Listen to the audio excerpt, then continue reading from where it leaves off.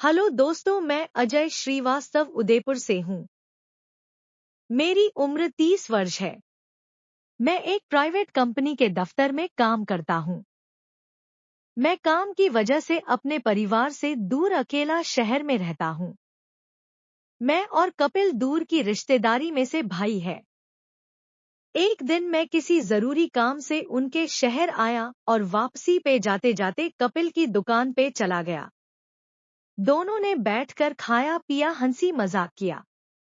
दरअसल मैं कपिल की शादी पे ही उससे मिला था। उसके बाद कामकाज में इतना उलझ गया कि मिलने का मौका ही नहीं मिला। मुझे नहीं पता था कि कपिल के कोई औलाद नहीं है। एक दिन मैंने उसे ऐसे ही पूछ लिया, मैं और सुनाओ कपिल भाई, कैसी कट रही है जिंदगी? भाभी जी और बाल बच्चे कैसे हैं? कपिल, क्या बताऊं यार, जिंदगी का बहुत उलझी हुई है। भाभी तेरी वैसे तो बहुत बढ़िया है, बस एक ही कमी है कि उसकी गोद अभी तक सूनी है। मैंने क्या कहा? गोद सूनी है? कमाल के आदमी हो यार, बताया भी नहीं। मुझे तो लगा कि अब तक तो भाभी 2 से 3 बच्चों की माँ बन चुकी होगी। कपिल, सही सुना तुमने अजय, सविता आज तक माँ नहीं बन पाई है। बहुत से डॉक्टरों को दिखाया, परंतु कहीं कोई संतोषजनक हल नहीं मिला।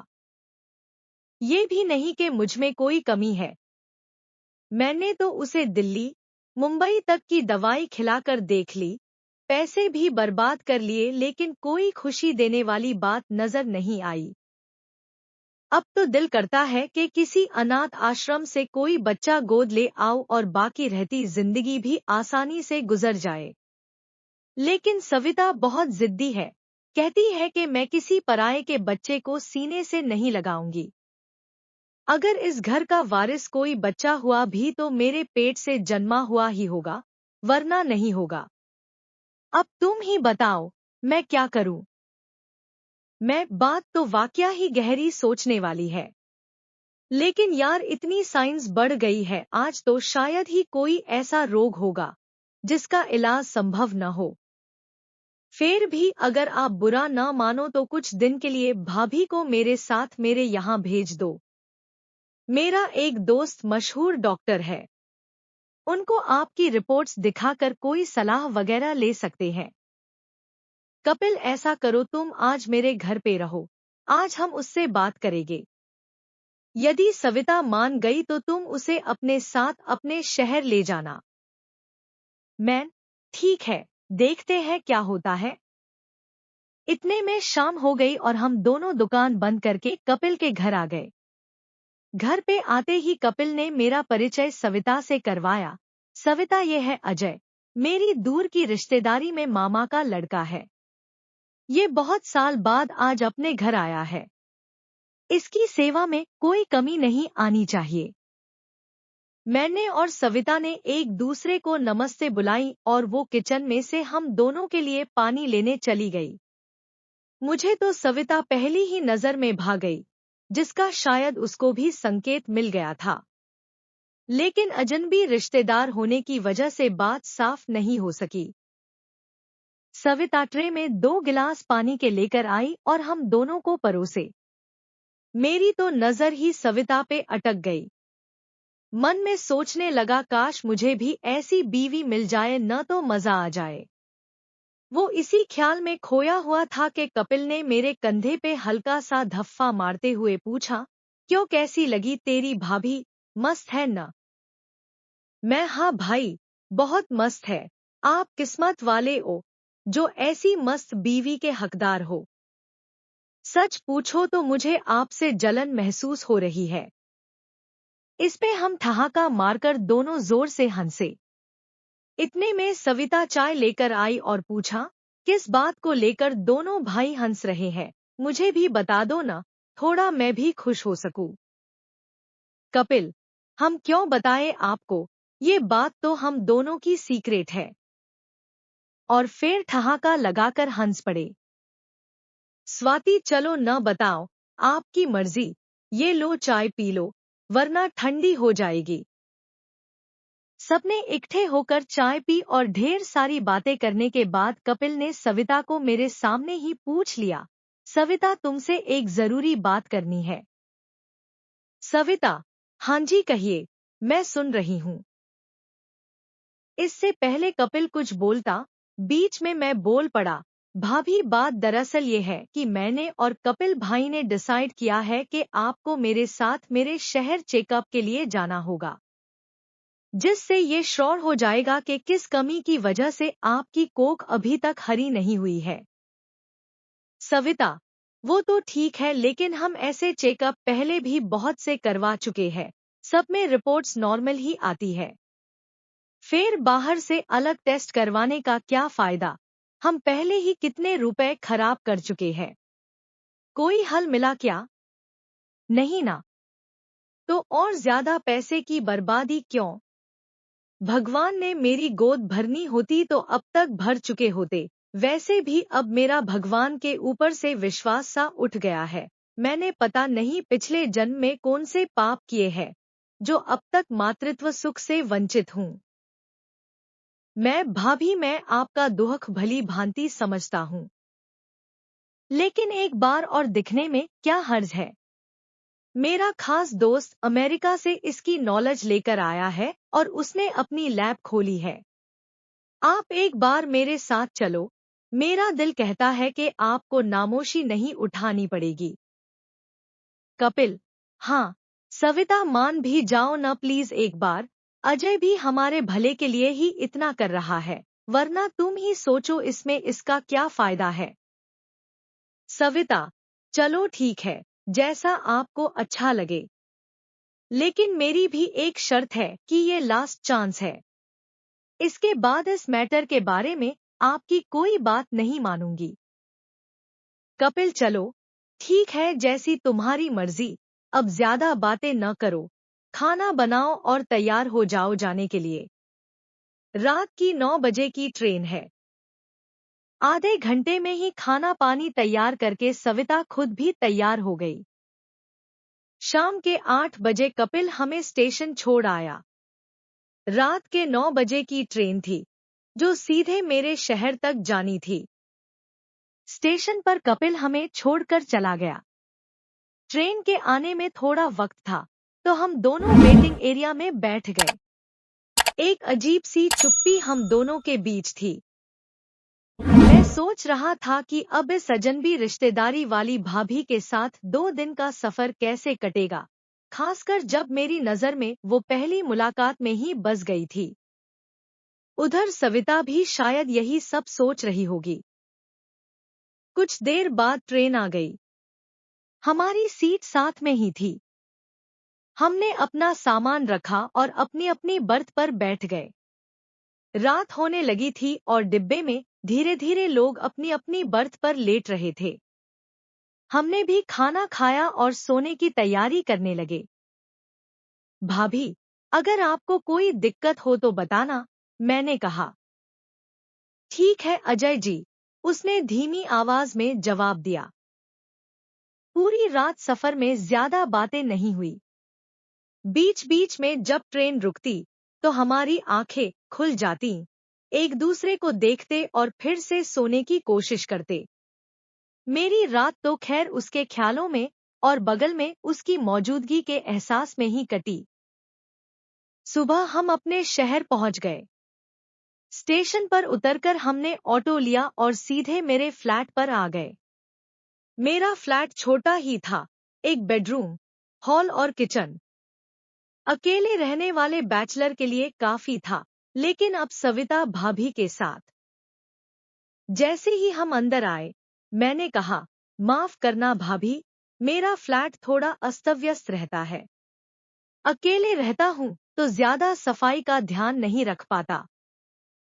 कोई बात नहीं अजय जी, मैं ठीक कर दूंगी, सविता ने सहज भाव से कहा और सचमुच उसने आते ही पहले पानी पिया और फिर बिना कुछ कहे किचन और हॉल को समेटना शुरू कर दिया। मुझे थोड़ा अजीब लगा कि वो मेरे घर में काम क्यों कर रही है, पर उसकी सहजता देखकर मैंने उसे रोका नहीं। आप फ्रेश हो जाइए भाभी, तब तक मैं बाहर से नाश्ता ले आता हूँ। मैंने कहा, नहीं, नाश्ता बाहर से क्यों? मैं अभी किचन में देखती हूँ, कुछ तो होगा बनाने के लिए, उसने कहा। किचन में आटा, दाल, चावल और थोड़ी बहुत सब्जियां थी। आधे घंटे में उसने गर्मा गर्म पूरियां और आलू की सब्जी बना दी। हम दोनों ने साथ बैठकर नाश्ता किया। कई सालों बाद घर का बना ऐसा स्वादिष्ट खाना खाकर मुझे बहुत अच्छा लगा। नाश्ते के बाद मैंने अपने दोस्त डॉक्टर शर्मा को फोन किया। हेलो शर्मा, क्या हाल है? बढ़िया यार अजय, तू बता, बड़ा याद किया आज। यार, एक बहुत जरूरी काम है। मेरे एक दूर के भाई की वाइफ है, उन्हें बच्चा नहीं हो रहा। मैंने उनसे कहा था कि तुझे दिखा ले। क्या आज शाम को तू फ्री है? उनकी रिपोर्ट्स हैं पुरानी, वो तुझे दिखानी थी। अरे वाह, बढ़िया। हाँ यार, आज शाम को क्लिनिक पर आ जाना, करीब 5 बजे। मैं फ्री रहूंगा। ओके बॉस, शाम को मिलते हैं। मैंने सविता भाभी को बताया कि शाम 5 बजे डॉक्टर के पास जाना है। बाकी का दिन घर पर ही बीता। मैंने ऑफिस से छुट्टी ले रखी थी। दिन में हल्की फुल्की बातें हुईं। सविता ने घर को काफी हद तक व्यवस्थित कर दिया था। मुझे उसका ऐसा व्यवहार देखकर बहुत अच्छा लग रहा था। उसने मेरे अकेलेपन को जैसे एक पल में ही भर दिया था। शाम को हम डॉक्टर शर्मा के क्लिनिक पहुंचे। डॉक्टर ने बड़े इत्मीनान से सविता भाभी से बात की, उनकी पुरानी रिपोर्ट्स देखीं और कुछ सामान्य जांचें की। जांच के बाद डॉक्टर शर्मा ने कहा, देखिए सविता जी, ऊपर से तो सब रिपोर्ट्स नॉर्मल दिख रही हैं, जैसा आपने बताया। लेकिन कुछ ऐसी चीजें होती हैं जो इन सामान्य जांचों में नहीं आती। मॉडर्न साइंस में काफी तरक्की हुई है और अब ऐसे कई तरीके हैं जिनसे बांझपन का इलाज संभव है, बशर्ते सही कारण का पता चल जाए। उन्होंने आगे बताया, मैं कुछ नए टेस्ट लिख रहा हूँ। ये थोड़े महंगे होंगे और इनमें कुछ दिन लगेंगे। एक बार इन टेस्ट की रिपोर्ट्स आ जाएं, तब हम निश्चित तौर पर कह पाएंगे कि क्या दिक्कत है और इसका इलाज क्या होगा। पर हाँ, निराश होने की जरूरत नहीं है। मुझे उम्मीद है कि हम इस समस्या का समाधान खोज पाएंगे। सविता भाभी डॉक्टर की बातें सुनकर थोड़ी आश्वस्त हुईं, लेकिन चिंता उनके चेहरे पर साफ दिख रही थी। क्लिनिक से वापस आते हुए मैंने उनसे पूछा, क्या कहा डॉक्टर ने भाभी? वही सब अजय जी, टेस्ट वगैरह कराने पड़ेंगे। पता नहीं इस बार क्या निकलेगा। चिंता मत करो भाभी, शर्मा मेरा बहुत पक्का दोस्त है और वो बहुत काबिल डॉक्टर है। अगर कहीं से उम्मीद है तो यहीं से होगी, मैंने उन्हें दिलासा देते हुए कहा। अगले कुछ दिन सविता भाभी के टेस्ट करवाने में बीते। हर सुबह मैं उन्हें टेस्ट के लिए ले जाता और फिर घर वापस छोड़ देता। इस दौरान हमारी बातचीत बढ़ी। मैंने उन्हें अपने बारे में बताया, अपने अकेलेपन के बारे में, नौकरी के बारे में। उन्होंने भी कपिल भाई के बारे में, अपनी शादी के बारे में, बच्चा न होने के दर्द के बारे में बताया। बातों बातों में मुझे उनके दर्द का एहसास हुआ और उनके प्रति मेरे मन में सम्मान और हमदर्दी और बढ़ गई। मुझे महसूस हो रहा था कि सविता भाभी भी मेरे साथ सहज महसूस करने लगी थी। घर पर जब मैं ऑफिस चला जाता तो वो घर का सारा काम कर देती, मेरे कपड़े धो देती, खाना बना देती। शाम को जब मैं आता तो गर्मा गर्म खाना तैयार मिलता। ऐसा लग रहा था जैसे सचमुच कोई अपना मेरे साथ रह रहा हो। मेरे अकेले फ्लैट में रौनक आ गई थी। टेस्ट की रिपोर्ट्स आने में अभी कुछ दिन और लगने थे। डॉक्टर ने कहा था कि रिपोर्ट्स आने के बाद ही आगे के इलाज या प्रक्रिया के बारे में बताया जाएगा और उसमें समय लग सकता है। इसका मतलब था कि सविता भाभी को अभी कुछ दिन और मेरे पास रुकना पड़ेगा। यह बात सुनकर मेरे मन में एक अजीब सी खुशी हुई, जिसका कारण मैं खुद भी पूरी तरह समझ नहीं पा रहा था। शायद उनका साथ मुझे अच्छा लगने लगा था। अगले कुछ दिन रिपोर्ट का इंतजार करते हुए बीत गए। हमारा एक रूटीन सा बन गया था। सुबह मैं ऑफिस जाता और सविता भाभी घर पर रहती। वो घर के काम कर लेती, कपड़े धो देती और शाम को मेरे आने तक गर्मा गर्म खाना तैयार रखती। मेरा अकेलापन कब छूमंतर हो गया था, मुझे पता ही नहीं चला। घर में किसी अपने की मौजूदगी का एहसास बहुत सुकून भरा था।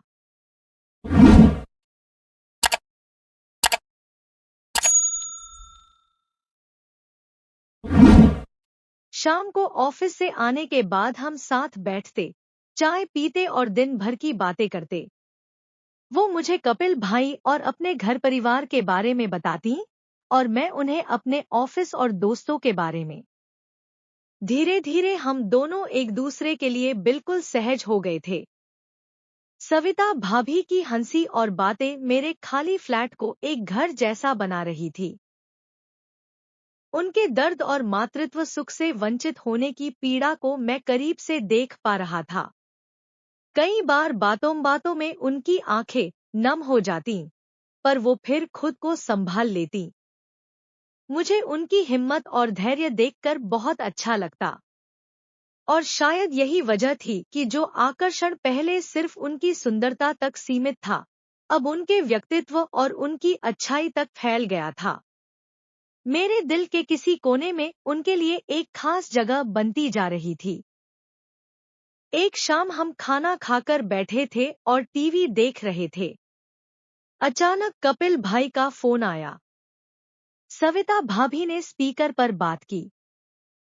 कपिल: हाँ सविता, कैसी हो? क्या चल रहा है? अजय कैसा है? सविता: मैं ठीक हूँ जी। अजय जी भी बढ़िया है। आपका काम कैसा चल रहा है? कपिल: मेरा काम तो जैसा चलता है वैसा ही है। डॉक्टर की रिपोर्ट का क्या हुआ? आई क्या कुछ? सविता: अभी तो नहीं जी। अजय जी ने डॉक्टर साहब से बात की है। उन्होंने कहा है कि 1-2 दिन में आ जाएंगी। कपिल: अच्छा, चलो ठीक है। उम्मीद है कुछ अच्छी खबर मिले। और हाँ, अजय ने कोई दिक्कत तो नहीं हो रही है ना तुम्हें वहाँ? सविता: नहीं जी, कोई दिक्कत नहीं है। अजय जी ने बहुत ख्याल रखा है मेरा। यहाँ मुझे घर जैसा ही लग रहा है। मेरी तरफ देखते हुए सविता भाभी के चेहरे पर हल्की सी मुस्कान आई, जिसे देखकर मुझे भी खुशी हुई। कपिल भाई से बात करके सविता भाभी थोड़ी हल्की महसूस कर रही थी। 2 दिन बाद डॉक्टर शर्मा का फोन आया। अजय, तुम्हारी भाभी के टेस्ट की रिपोर्ट्स आ गई हैं। तुम एक बार क्लिनिक पर आ जाओ, मैं तुम्हें सब समझा देता हूँ। जी डॉक्टर साहब, मैं अभी आता हूँ। मैं तुरंत क्लिनिक पहुंचा। डॉक्टर शर्मा ने मुझे रिपोर्ट्स दिखाते हुए समझाया, देखो अजय, रिपोर्ट्स आ गई हैं। अच्छी खबर यह है कि जो समस्या हम सोच रहे थे, उसका पता चल गया है। यह एक हार्मोनल इम्बैलेंस है, जो सामान्य जांचों में पकड़ में नहीं आ रहा था। और इससे भी अच्छी खबर यह है कि इसका इलाज संभव है। मैंने राहत की सांस ली। शुक्र है डॉक्टर साहब। इलाज क्या होगा? इलाज दवाई और कुछ प्रक्रियाओं का एक कोर्स होगा। इसमें कुछ इंजेक्शन लगेंगे और दवाइयाँ खानी पड़ेंगी। पूरा कोर्स करीब 3 महीने का होगा। इस दौरान उन्हें यहीं मेरे पास रेगुलर आना पड़ेगा। इलाज थोड़ा लंबा चलेगा और बीच में कुछ मॉनिटरिंग टेस्ट भी होंगे। तो उन्हें कम से कम 3 महीने के लिए यहीं तुम्हारे पास रुकना पड़ेगा। डॉक्टर की बात सुनकर मैं थोड़ा हैरान हुआ। 3 महीने? इतना लंबा समय? मेरे मन में एक साथ कई ख्याल आए, खुशी, चिंता और एक अजीब सी बेचैनी। खुशी इस बात की कि इलाज संभव है, चिंता इस बात की कि सविता भाभी इतना लंबा समय घर से दूर कैसे रहेंगी, और बेचैनी शायद इसलिए कि अब उनका और मेरा साथ इतने लंबे समय के लिए तय हो गया था। मैं घर वापस आया और सविता भाभी को डॉक्टर की बातें बताईं। रिपोर्ट्स के बारे में सुनकर उनके चेहरे पर उम्मीद की किरण दिखी, पर जब मैंने बताया कि 3 महीने रुकना पड़ेगा, तो वो थोड़ी सोच में पड़ गईं। 3 महीने? इतने दिन? उन्होंने बुझे हुए स्वर में कहा। हाँ भाभी, डॉक्टर साहब ने यही बताया है। इलाज में टाइम लगेगा, पर अच्छी बात यह है कि इलाज संभव है। पर कपिल जी, घर, इतने दिन मैं कैसे रहूंगी? उनकी आंखों में फिर से नमी आ गई। आप चिंता मत करो भाभी, मैं कपिल भाई से बात करता हूँ, और यहाँ आपको कोई दिक्कत नहीं होगी। घर जैसा तो आपने बना ही दिया है इसे।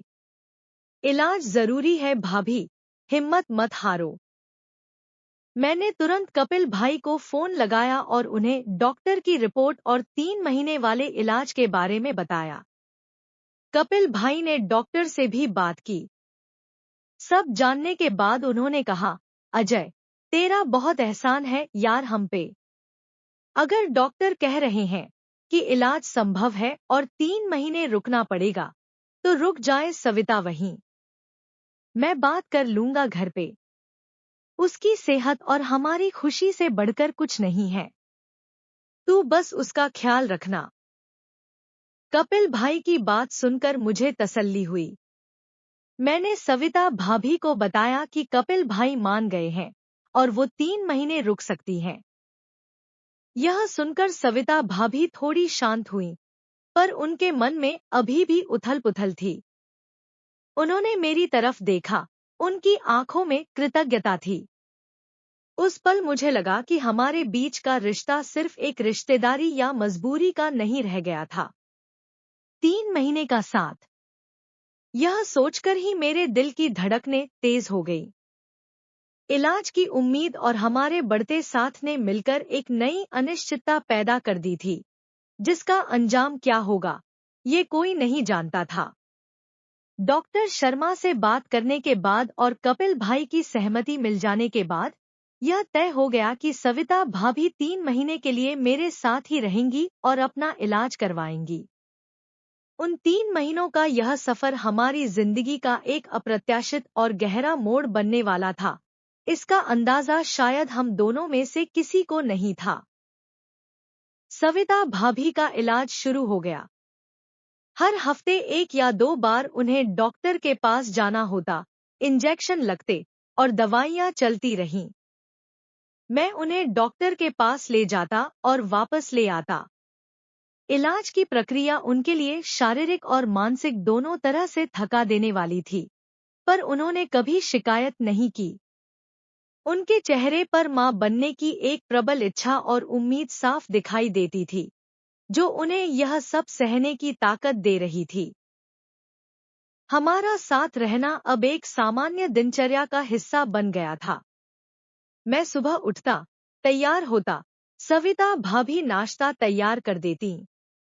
साथ नाश्ता करके मैं ऑफिस चला जाता। दिन भर वो घर पर रहती, घर का काम करती, कभी किताबें पढ़ती या टीवी देखती। शाम को मेरे लौटने पर हम फिर साथ होते। चाय, बातें, खाना और फिर थोड़ी देर टीवी देखकर सो जाना। यह एक अकेले इंसान के लिए किसी जन्नत से कम नहीं था, जो सालों से सिर्फ हॉस्टल या फ्लैट की 4 दीवारी और ऑफिस के कामों में उलझा हुआ था। जितना समय हम साथ बिता रहे थे, हमारी बातें और गहरी होती गईं। उन्होंने मुझे अपने बचपन के बारे में बताया, कपिल भाई से उनकी शादी कैसे हुई, उनके रिश्ते में प्यार और सम्मान है, पर औलाद न होने का दर्द कैसे उनके रिश्ते पर भी भारी पड़ रहा है। उन्होंने बताया कि कैसे लोग बातें बनाते हैं, कैसे ताने मारते हैं, और कैसे उन्होंने इन सब से खुद को सिकोड़ लिया था। उनका दर्द सुनकर मेरा दिल भर आता। मैं भी उन्हें अपने सपनों के बारे में बताता कि कैसे मैं एक साधारण सी नौकरी कर रहा हूँ, कैसे एक घर बसाने का सपना देखता हूँ, पर शहर की भागदौड़ में मौका ही नहीं मिला। हम दोनों ने अपने मन की बातें एक दूसरे से साझा की, वो बातें जो शायद हम अपने सबसे करीबी दोस्तों से भी नहीं कहते। हमारे बीच एक ऐसा भरोसा और जुड़ाव बन गया था जिसकी मुझे उम्मीद नहीं थी। इस गहरे भावनात्मक जुड़ाव के साथ साथ वो आकर्षण भी बढ़ता जा रहा था जो मुझे पहली नजर में हुआ था। सविता भाभी बहुत सुंदर थी, इसमें कोई शक नहीं था। पर अब उनकी सुंदरता में उनकी सादगी, उनकी सहनशीलता और उनकी ममतामय प्रकृति भी जुड़ गई थी। कई बार घर में काम करते हुए या बैठी हुई उनके बालों की लट उनके चेहरे पर आ जाती या वो किसी बात पर मुस्कुराती तो मेरी नजरें उन पर अटक जाती। मन में अजीब सी हलचल होती। मुझे पता था कि वो मेरे भाई की पत्नी है और मेरा सोचना भी गलत है, पर दिल पर किसका जोर चला है। जब वो आसपास होती तो मेरा मन खुश रहता। जब वो मेरे लिए खाना बनाती या मेरी कोई मदद करती तो मुझे लगता जैसे कोई अपना, सचमुच का अपना मेरे लिए कुछ कर रहा है। उनके साथ बिताया हर पल मुझे कीमती लगने लगा था। कभी कभी ऐसे पल भी आते जब हम बहुत करीब होते, जैसे किचन में साथ काम करते हुए या सोफे पर बैठे हुए अचानक उनका हाथ मेरे हाथ से छू जाए। एक पल के लिए दोनों ठहर जाते, हल्की सी झिझक होती, पर फिर बात आई गई हो जाती। पर वो पल मेरे जहन में रह जाते। मुझे महसूस होता था कि शायद सविता भाभी भी इस बदलते माहौल और हमारे बीच पनप रही इस अजीब सी केमिस्ट्री को महसूस कर रही हैं, पर वो भी इसे अनदेखा कर रही थी। 3 महीने का समय बीतता गया। इलाज चल रहा था और डॉक्टर शर्मा सतर्कता से आशावादी थे। उन्होंने बताया कि कुछ पॉजिटिव साइन दिख रहे हैं, पर अभी कुछ पक्के तौर पर कहना मुश्किल है। इलाज के आखिरी दौर में कुछ और टेस्ट होने थे, जिनके रिजल्ट आने में थोड़ा और वक्त लगता। इसका मतलब था कि सविता भाभी को अभी कुछ और समय मेरे साथ ही रुकना पड़ेगा। जब यह बात सामने आई, तो हम दोनों के लिए यह एक मिलीजुली भावना थी। सविता भाभी इलाज के आगे बढ़ने से थोड़ी खुश थीं, पर घर से इतने दिन दूर रहने की चिंता उनके चेहरे पर थी। मेरे मन में खुशी और उलझन दोनों थी। खुशी उनका साथ और बढ़ने की, और उलझन इस साथ की गहराई और उसके संभावित अंजाम की। 3 महीने का साथ सिर्फ इलाज तक सीमित नहीं रहा था। इसने हम दोनों की जिंदगी को एक दूसरे से गहराई से जोड़ दिया था। अब जबकि यह साथ और बढ़ने वाला था, मेरे मन में कई सवाल उठ रहे थे। क्या यह साथ सिर्फ इलाज तक रहेगा? या हमारे बीच पनप रही ये भावनाएं कोई नया मोड़ लेंगी? और अगर ऐसा कुछ होता है, तो इसका अंजाम क्या होगा? यह अनिश्चितता अगले कदम को और भी मुश्किल बना रही थी। 3 महीने का शुरुआती इलाज पूरा हो चुका था, पर डॉक्टर शर्मा ने बताया कि फाइनल रिजल्ट जानने और यह सुनिश्चित करने के लिए कि इलाज पूरी तरह सफल हो, कुछ और टेस्ट और मॉनिटरिंग की जरूरत पड़ेगी। इसमें कम से कम 1 महीना और लग सकता था। कपिल भाई ने फिर से सहमति दे दी थी। उनके लिए सविता का इलाज और उनके मां बनने की उम्मीद सबसे बढ़कर थी। वह अतिरिक्त 1 महीना हमारे लिए और भी गहरा होने वाला था। हमारा साथ रहना अब बिल्कुल स्वाभाविक हो गया था। सुबह की चाय से लेकर रात के खाने तक हम हर पल साथ होते। कभी कभी ऑफिस से आने के बाद मैं थका होता और सीधा सोफे पर लेट जाता। सविता भाभी चुपचाप मेरे लिए चाय बनाकर लाती या मेरे पैर दबा देती। उनकी इस सेवा और अपनेपन को देखकर मेरी आंखों में अक्सर नमी आ जाती। मुझे लगता था जैसे सालों से मैं इसी साथ के लिए तरस रहा था। मेरे मन में सविता भाभी के लिए पनप रही भावनाएं अब सिर्फ आकर्षण नहीं रह गई थी। मैं उनकी सादगी, उनके धैर्य, उनके दर्द और उनके मां बनने के सपने से प्यार करने लगा था। हर पल उन्हें खुश देखने की इच्छा होती। जब इलाज की वजह से वो थोड़ी उदास या परेशान होती, तो मेरा मन भी दुखी हो जाता। मैं कोशिश करता कि किसी तरह उनका ध्यान बंटा सकूं, उन्हें हंसा सकूं। हमारे बीच की चुप्पी भी अब पहले जैसी असहज नहीं थी। अब उस चुप्पी में एक सुकून था, एक समझ थी। कई बार हम बस चुपचाप बैठे रहते, एक दूसरे की मौजूदगी को महसूस करते हुए। मुझे लगता था कि सविता भाभी भी मेरे साथ बहुत सहज और शायद खुश भी थी। उनके चेहरे पर जो तनाव मैं कपिल भाई के घर पहली बार मिला था, वो यहाँ कम हो गया था। उनके चेहरे पर एक अजीब सी शांति और संतुष्टि दिखाई देती थी, जो शायद मेरे साथ और इलाज की उम्मीद से आई थी। एक रात हम दोनों हॉल में बैठे थे। बाहर हल्की बारिश हो रही थी। मौसम बहुत सुहाना हो गया था। बातों बातों में सविता भाभी ने अपने अकेलेपन का जिक्र किया। पता है अजय जी, उन्होंने धीमी आवाज में कहा, जब से यहाँ आई हूँ, एक अजीब सी शांति महसूस हुई है। घर पर तो बस वही चिंता, वही बातें, वही ताने। यहाँ आकर पहली बार लगा जैसे जिंदगी में कुछ अपना है, जिस पर ध्यान दे सकती हूँ। उनकी बात सुनकर मुझे थोड़ा दर्द हुआ। मैंने कहा, भाभी, आपका दर्द मैं समझ सकता हूँ, पर आप बहुत हिम्मत वाली हैं। और आप यहाँ अकेली नहीं हैं। मैं हूं ना। मैंने अनजाने में अपना हाथ आगे बढ़ाया और उनका हाथ थाम लिया। उनका हाथ ठंडा था। उन्होंने मेरा हाथ पकड़ा रहने दिया। उस पल बारिश की बूंदों की आवाज और हमारी धड़कनों के अलावा मुझे कुछ सुनाई नहीं दे रहा था। हम दोनों कुछ देर तक चुपचाप बैठे रहे, हाथ पकड़े हुए। वो पल इतना नाजुक और खूबसूरत था कि मैं उसे तोड़ना नहीं चाहता था। थोड़ी देर बाद सविता भाभी ने धीरे से अपना हाथ खींच लिया। उनके चेहरे पर हल्की सी लाली थी। उन्होंने मेरी आंखों में देखा और एक ऐसी मुस्कान दी, जिसमें कई अनकहे एहसास छिपे थे। उस पल मुझे लगा कि वो भी शायद वही महसूस कर रही हैं, जो मैं कर रहा था, पर मर्यादा और रिश्ते की दीवार हम दोनों के बीच खड़ी थी। यह घटना हमारे रिश्ते में एक नया मोड़ ले आई थी। अब वो अनकहा एहसास हम दोनों के बीच हमेशा मौजूद रहता। हमारी बातों में, हमारी नजरों में, हर चीज में वो गहराई आ गई थी। मेरे लिए यह समझना मुश्किल हो रहा था कि मैं क्या करूं। मैं उन्हें अपनी भावनाओं के बारे में बताना चाहता था, पर डरता था।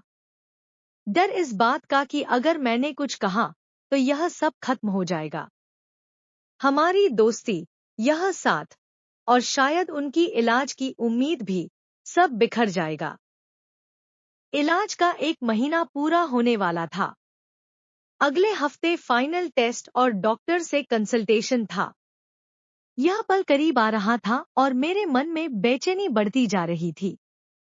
एक तरफ इलाज के नतीजे जानने की उत्सुकता थी, दूसरी तरफ इस बात का डर कि अगर इलाज सफल हुआ और सविता भाभी वापस कपिल भाई के पास चली गईं, तो मैं क्या करूंगा?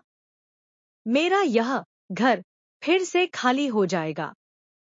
और हमारे बीच जो अनकहा रिश्ता पनपा था, उसका क्या होगा?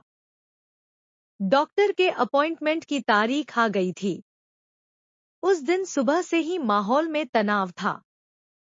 सविता भाभी शांत थी, पर उनके चेहरे पर चिंता की लकीरें साफ दिख रही थी। मैं भी नर्वस था। यह दिन सिर्फ उनके इलाज के नतीजे का दिन नहीं था, यह शायद हमारी कहानी का भी एक महत्वपूर्ण दिन था। हम डॉक्टर के क्लिनिक के लिए निकले। रास्ते भर हम चुप रहे। दोनों के मन में तूफान चल रहा था। मुझे नहीं पता था कि डॉक्टर की रिपोर्ट हमारी जिंदगी में कौन सा नया मोड़ लाने वाली है, खुशी का, निराशा का, या किसी ऐसे मोड़ का जिसकी कल्पना भी मैंने नहीं की थी। डॉक्टर के क्लिनिक के अंदर का माहौल शांत था, पर हमारे दिलों की धड़कनें तेज थी। डॉक्टर शर्मा ने हमें बैठने के लिए कहा और फिर रिपोर्ट्स फाइल खोली। उनके चेहरे पर एक गंभीर भाव था, जिसे देखकर हमारी बेचैनी और बढ़ गई। सविता भाभी ने डरते डरते मेरी तरफ देखा। डॉक्टर ने रिपोर्ट्स पर नजरें टिकाए हुए कहा, देखिए अजय और सविता जी, रिपोर्ट्स आ गई हैं। उन्होंने गहरी सांस ली और फिर हमारी तरफ देखते हुए मुस्कुराए। और अच्छी खबर यह है कि इलाज ने काम किया है। यह सुनकर सविता भाभी की आंखों से खुशी के आंसू बहने लगे। उन्होंने तुरंत अपने मुंह पर हाथ रख लिया और सुबकने लगी। मुझे भी बहुत राहत मिली। मैंने डॉक्टर शर्मा का हाथ पकड़कर धन्यवाद दिया। डॉक्टर ने आगे समझाया, हार्मोनल इम्बैलेंस अब काफी हद तक कंट्रोल में है। मेडिकल साइंस के हिसाब से अब आप मां बनने के लिए पूरी तरह से सक्षम हैं, सविता जी। वो जो रुकावट थी, वो दूर हो गई है। सविता भाभी ने रोते हुए पूछा, तो क्या अब? हाँ, अब आप बिल्कुल सामान्य तरीके से कॉन्सीव करने की कोशिश कर सकती हैं। यह इलाज आपको उस स्टेज तक ले आया है जहां आप प्राकृतिक रूप से गर्भधारण कर सकती हैं। बस अब आपको अपने घर जाना होगा और कोशिश करनी होगी। डॉक्टर ने अपनी बात पूरी की। डॉक्टर की बातें सुनकर सविता भाभी के चेहरे पर उम्मीद और खुशी के साथ साथ एक अजीब सा भाव आया, जिसे मैं ठीक से समझ नहीं पाया। उनके मां बनने का सपना अब पूरा हो सकता था। यही तो वो चाहती थी। पर उनके आंसू खुशी के थे या कुछ और भी मिला हुआ था, यह मैं समझ नहीं सका। मेरे मन में खुशी थी उनके लिए, पर साथ ही एक गहरा खालीपन महसूस होने लगा। अब आपको अपने घर जाना होगा। डॉक्टर के ये शब्द मेरे कानों में गूंज रहे थे। मेरा घर, जो पिछले कुछ महीनों से उनका घर भी बन गया था, जहां उनकी मौजूदगी से रौनक थी, वो अब फिर से खाली हो जाएगा। क्लिनिक से बाहर निकलकर हम टैक्सी में बैठे। रास्ते भर चुप्पी छाई रही। सविता भाभी खिड़की से बाहर देख रही थी और उनकी आंखों के कोने में नमी थी। मेरे मन में सवालों का तूफान था, पर मैं कुछ बोल नहीं पा रहा था। अब क्या होगा? क्या वो तुरंत वापस जाएंगी? हमारा ये साथ, इसका क्या मतलब था? फ्लैट पर पहुंचकर भी हम थोड़ी देर चुप रहे। फिर सविता भाभी ने धीरे से कहा, डॉक्टर साहब ने अच्छी खबर दी है ना अजय जी? मैंने उनकी तरफ देखा। हाँ भाभी, बहुत अच्छी खबर है। यही तो हम सब चाहते थे। हाँ, उन्हें तो सुनकर बहुत खुशी होगी, मैंने कहा। फिर थोड़ी हिम्मत करके मैंने पूछा, तो अब आप कब जाने का सोच रही हैं, भाभी? मेरा सवाल सुनकर वो थोड़ी देर के लिए एकदम शांत हो गई। उन्होंने अपनी नजरें झुका ली। उस पल मुझे लगा जैसे मैंने कुछ गलत पूछ लिया हो। जाना तो पड़ेगा ही अजय जी, उन्होंने बहुत धीमी आवाज में कहा, जैसे खुद से कह रही हूं। घर तो मेरा वही है। उनकी बात सच थी। उनका घर, उनका पति, उनका जीवन वही था। मेरा साथ तो सिर्फ इलाज के लिए था। पर पिछले कुछ महीनों में हम दोनों के बीच जो रिश्ता बना था, वो सिर्फ इलाज से कहीं बढ़कर था। क्या वो इस बात को महसूस नहीं कर रही थी? या कर रही थी, पर इसे नजरअंदाज कर रही थी? हाँ, जाना तो है ही, मैंने कहा। मेरे गले में जैसे कुछ फंस गया था। कब भाई इंतजार कर रहे होंगे? सविता भाभी ने फिर मेरी तरफ देखा। उनकी आंखों में इस बार सिर्फ नमी नहीं थी, एक अजीब सी कशिश थी, एक अनकहा दर्द था। आपका बहुत बहुत धन्यवाद अजय जी। आपने मेरे लिए जो किया वो मैं कभी नहीं भूलूंगी। आपकी वजह से ही यह संभव हो पाया। इसमें धन्यवाद की क्या बात है भाभी? यह मेरा फर्ज था, मैंने कहा। पर मन में आ रहा था कि काश यह सिर्फ फर्ज न होता। काश। शाम ढलने लगी थी। फ्लैट में एक अजीब सी उदासी छा गई थी। वो खुशी जो डॉक्टर की खबर सुनकर मिली थी, अब उस जुदाई के एहसास तले दब गई थी जो सामने खड़ी थी। सविता भाभी अंदर कमरे में चली गईं। शायद वो कपिल भाई को फोन करने वाली थी। मैं वहीं हॉल में बैठा रहा। मेरे मन में बस यही चल रहा था कि क्या सविता भाभी के लिए भी यह जुदाई उतनी ही मुश्किल है जितनी मेरे लिए? क्या उनके मन में भी हमारे इस साथ को लेकर कोई और भावना थी जो सिर्फ इलाज से जुड़ी नहीं थी? या मैं सिर्फ एक सहारा था, एक मददगार, जिसे अब उनके जीवन से हट जाना था क्योंकि उसका काम पूरा हो गया था। अगले कुछ दिन एक अजीब से माहौल में बीते। सविता भाभी ने कपिल भाई से बात कर ली थी। वो खुश थे और जल्दी उन्हें घर बुला रहे थे। सविता भाभी ने जाने की तैयारी शुरू कर दी थी। वो सामान पैक कर रही थी, धीरे धीरे उस घर को समेट रही थी जिसे उन्होंने पिछले कुछ महीनों में अपनेपन से भरा था। हर चीज जो वो समेट रही थी, मुझे लग रहा था जैसे वो मेरे दिल के किसी हिस्से को पैक करके वापस ले जा रही है। जाने का दिन करीब आ रहा था। मेरे मन में बेचैनी बढ़ती जा रही थी। क्या मुझे उन्हें रोक लेना चाहिए था? क्या मुझे अपने दिल की बात कह देनी चाहिए थी, भले ही उसका अंजाम कुछ भी हो? पर रिश्ते की मर्यादा, कपिल भाई का भरोसा और सविता भाभी के मां बनने की उम्मीद, यह सब मुझे रोक रहा था। जाने से एक रात पहले, उस रात हम दोनों सोफे पर बैठे थे, बिल्कुल चुप। बाहर अंधेरा था। अंदर फ्लैट में सिर्फ टेबल लैंप की हल्की रोशनी थी। वो शायद अपनी पैकिंग पूरी कर चुकी थी। अचानक सविता भाभी ने बहुत धीरे से कहा, अजय जी। मैंने उनकी तरफ देखा। उनकी आंखें भरी हुई थी। मुझे नहीं पता कि मैं क्या महसूस कर रही हूँ, उन्होंने हिचकिचाते हुए कहा। मैं खुश हूँ कि मैं मां बन सकती हूँ। पर यहां से जाने का मन नहीं कर रहा। उनके इन शब्दों ने मेरे अंदर सोए हुए हर एहसास को जगा दिया। उनका मन नहीं कर रहा था जाने का। इसका क्या मतलब था? क्या वो भी?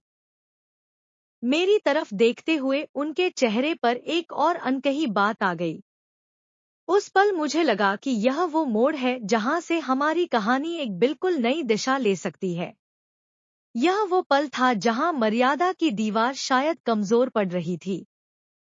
पर क्या हम दोनों में इतनी हिम्मत थी कि उस दीवार को तोड़ सकें? सविता भाभी के उन शब्दों ने जैसे मेरे अंदर एक बिजली सी दौड़ा दी। यहां से जाने का मन नहीं कर रहा।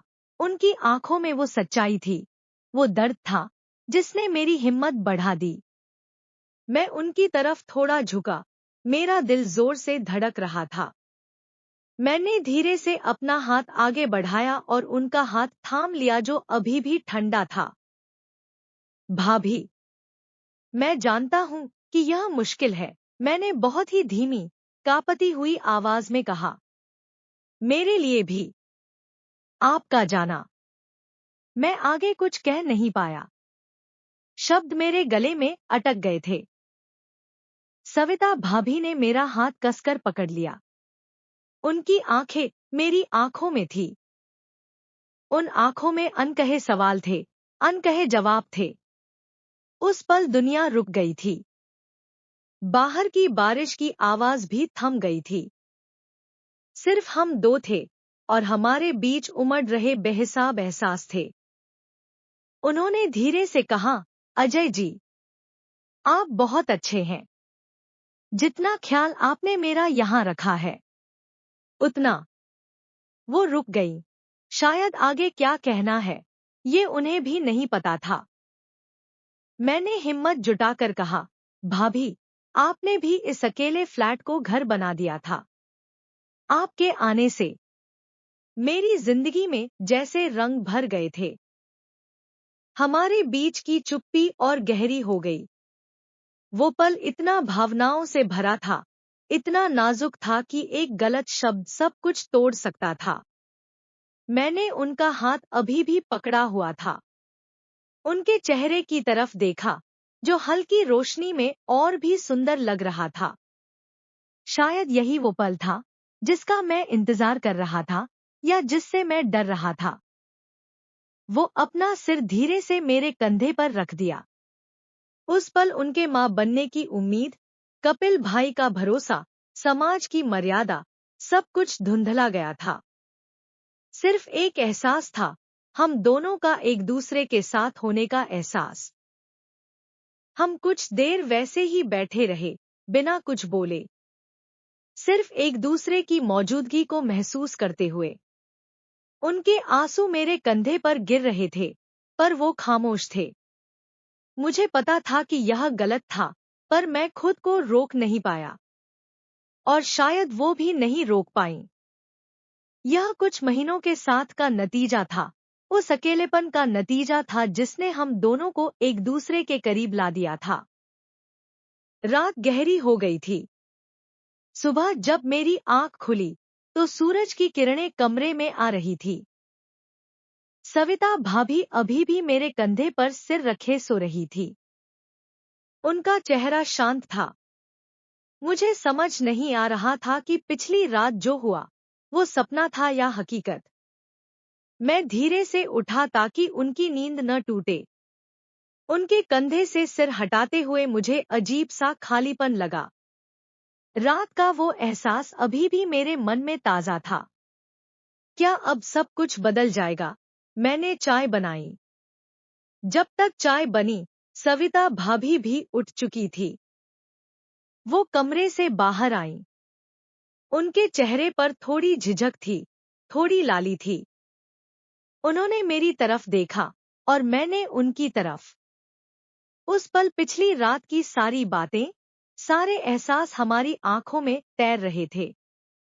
पर हमने कुछ कहा नहीं। चाय बना ली आपने? उन्होंने सामान्य स्वर में पूछने की कोशिश की, पर आवाज थोड़ी कांप गई। हाँ भाभी, बस अभी बनी है। आइए। हमने साथ बैठकर चाय पी।